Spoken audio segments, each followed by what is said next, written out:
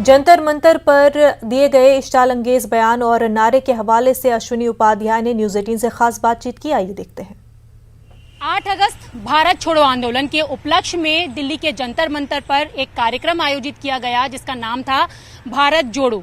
Supreme court के senior lawyer Ashwini Upadhyay ने इस कार्यक्रम को किया था, लेकिन वहां पर किसी तरीके की स्लोगनिंग हुई। पूरे मसले पर हमारे साथ बात करने के लिए मौजूद हैं अश्विनी उपाध्याय। उपाध्याय जी, जिस तरीके से कल आप लोगों ने भारत जोड़ो कार्यक्रम किया, क्या हुआ था वहां पर?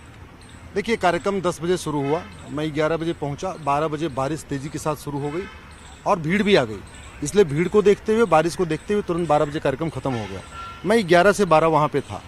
हम ये कहने गए थे भारत छोड़ो आंदोलन की वर्षगांठ पे कि भारत, अंग्रेज तो चले गए लेकिन अंग्रेजी कानून आज भी चल रहे हैं और अंग्रेजी कानून घटिया हैं, इसीलिए भारत में अलगाववाद भी चल रहा है, मजहबी उन्माद भी चल रहा है, कट्टरवाद भी चल रहा है। यही हम बताने गए थे। हम यही बताने गए थे कि ये कानून इतने घटिया हैं। एक व्यक्ति कहता है 15 मिनट के अंदर पूरे हिंदुस्तान से हिंदुओं को खत्म कर देंगे। वो जेल में नहीं है बल्कि विधानसभा में बैठा हुआ है। एक व्यक्ति, पता नहीं क्या क्या लोग बोलते हैं, एक दूसरे गला काटेंगे, क्या करेंगे, उसके बाद भी बाहर रहते हैं। कानून का खौफ होना चाहिए, तब जाके मजहबी उन्माद रुकेगा, तब जाके भ्रष्टाचार रुकेगा, तब जाके अपराध रुकेगा। और उसके बाद मुझे नहीं पता है कि ये कौन व्यक्ति है, न इससे मैं कभी मिला हूं, न कभी इसको देखा, न कभी इसको जानता हूं। मैंने वीडियो जो देखा है, मैंने अभी दिल्ली पुलिस से शिकायत किया है कि पहले तो इस वीडियो की जांच करें। अगर ये वीडियो असली है तो जो उसमें लोग हैं उनके खिलाफ कठोर से कठोर कार्रवाई करें। अगर ये वीडियो फेक है तो जिन लोगों ने ये फेक वीडियो बनाया है उनके खिलाफ कठोर कार्रवाई करें। लेकिन सर, इस वीडियो में जिस तरीके से नारेबाजी हो रही है उस पर आप क्या कहना चाहेंगे?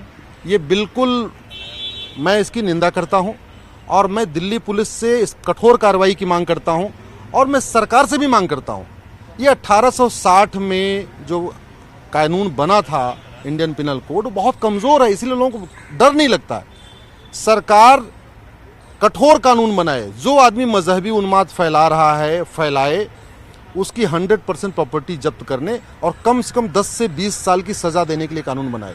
मैं सीधे कहता हूं, जितनी सजा बलात्कारियों को मिलती है उतनी ही सजा मजहबी उन्मादियों को मिलना चाहिए।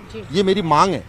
तो सर, जिस तरीके से ये जो वीडियो वायरल हो रहा है, तो क्या अब IT एक्ट का सहारा भी आप लेंगे इसमें कुछ कार्रवाई? मैंने DCP न्यू दिल्ली को अपना जो कंप्लेन दिया है उसमें ये कहा है, इनके खिलाफ सभी धाराओं में, हालांकि कानून कमजोर है लेकिन कम से कम जो चल रहा है उसके अंतर्गत तत्काल इनके अंदर मुकदमा दर्ज करें।